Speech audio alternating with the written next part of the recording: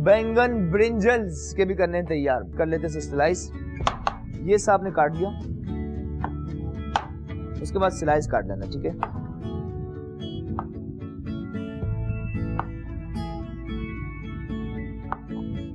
ठीक है, प्याज बैंगन भी है और प्याज पहले ही काट चुके हैं। पालक के पत्ते भी दोस्तों इसी के अंदर हम निकाल लेते हैं, ठीक है।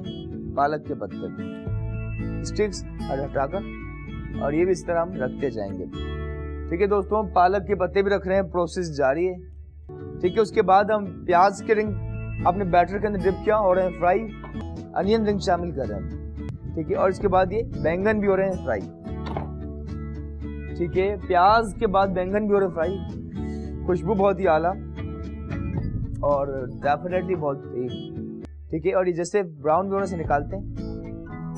पालक भी करनी फ्राई,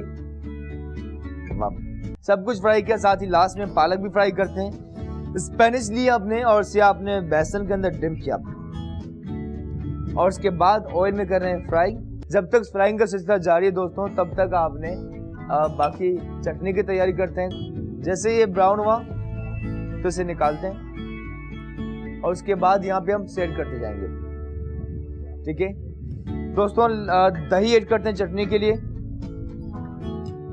दही के साथ ग्रीन मसाला, धनिया, पुदीना, मिर्च यकजा करके पीस लिया था।